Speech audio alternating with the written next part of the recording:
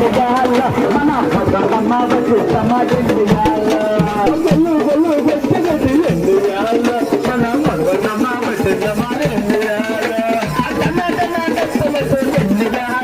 మన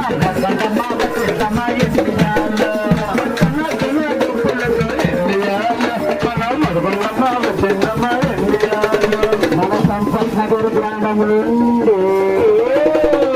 మన సంపత్ నగర్ గ్రామం నుండి